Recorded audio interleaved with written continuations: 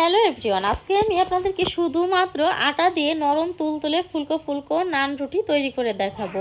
আমার এই রেসিপিটা ফলো করে আপনারাও কিন্তু ঘরেই তৈরি করে নিতে পারবেন এমন ফুলকো ফুলকো নরম তুলতুলে নান রুটি।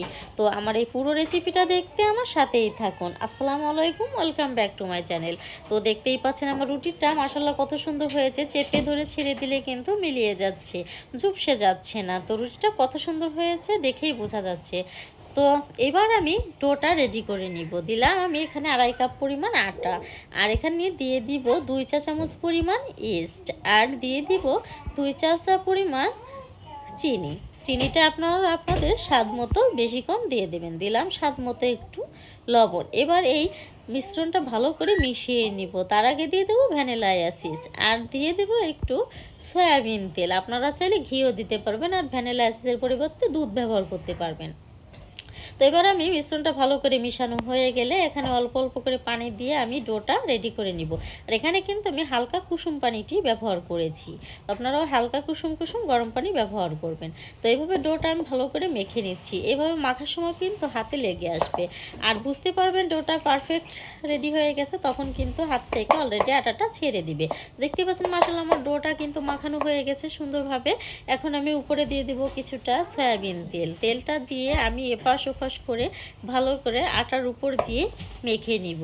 নিয়ে এবার একটি প্লেটের সাহায্যে আমি ঢাকনা দিয়ে ঢেকে আমি 30 মিনিট রেখে দিব।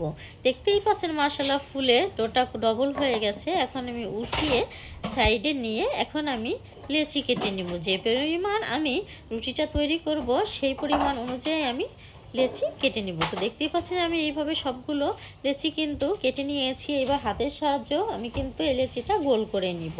তো এইভাবে আপনারাও কিন্তু গোল করে নেবেন। নেওয়ার পরে তারপর আমি এটাকে একটু আটার গুঁড়ি দিয়ে দিব, দিয়ে আর এই গুঁড়ির সাথে মেখে আমি সাইডে কিন্তু সবগুলো ডো রেখে দিব।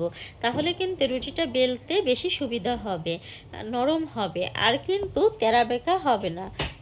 তো আমিও কিন্তু এইভাবে মেখে রেখে দিছি। এখন কিন্তু রুটিটা বেলে নিব। তো দেখতেই পাচ্ছেন মাশাআল্লাহ আমি রুটিটা বেলে নিচ্ছি। রুটিটা কিন্তু আমার কত সুন্দর গোল হয়েছে। তো আপনারাও কিন্তু এই রেসিপিটা ফলো করে রুটি বেলে নেবেন। এবার তাওয়া গরম করে দিয়ে দিলাম এই রুটি, দিয়ে আমি উল্টিয়ে নিব। তো উল্টানোর পরে ওই পাশটা আমি বেশি করে ছেঁকে নিব, নিয়ে এখন ভালো করে উল্টে দিব। 3 উল্টানোতে কিন্তু আমার রুটিটা মাশাআল্লাহ ভালো করে কিন্তু ফুলে উঠবে।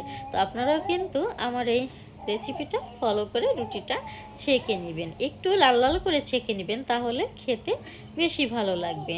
তো দেখতেই পাচ্ছেন আমার রুটিটা হয়ে গেছে। এখন আমি কিন্তু নামিয়ে নিচ্ছি। তো নামিয়ে নিয়ে এখন একে একে আমি সবগুলো রুটি কিন্তু এইভাবে ছেঁকে নিব। তো দেখতেই পাচ্ছেন মাশাআল্লাহ আমার সবগুলো রুটি কিন্তু ফুলেও গেছে, একটাও কিন্তু আমার ঝুপসে যায়নি।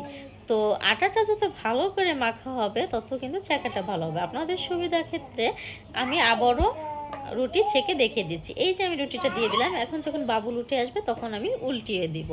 দ্বিতীয় উল্টানোর পরে যখন রুটিটা একটু ফুলে উঠবে তখন আমি আবার উল্টিয়ে দিব। তৃতীয় উল্টানোতে কিন্তু রুটিটা পুরো পারফেক্ট কিন্তু ছেঁকা হয়ে যাবে। তো এ পর্যায়ে এমন আমি ছেঁকে নিয়েছি লাল লাল করে, এখন নামিয়ে নিচ্ছি। তো আপনারাও কিন্তু এইভাবে রুটিটা ভালো করে ছেঁকে নেবেন। ও তো দেখতেই পাচ্ছেন মাশাআল্লাহ আমার কত সুন্দর আটা দিয়ে কিন্তু আমি কত সুন্দর নান তৈরি করে নিয়েছি, আর কত সুন্দর সফট সফট হয়েছে রুটিটা। তো আমার এই রেসিপিটি যদি ভালো লেগে থাকে অবশ্যই কিন্তু লাইক, কমেন্ট, শেয়ার ও সাবস্ক্রাইব করে পাশে থাকবেন। আল্লাহ হাফেজ।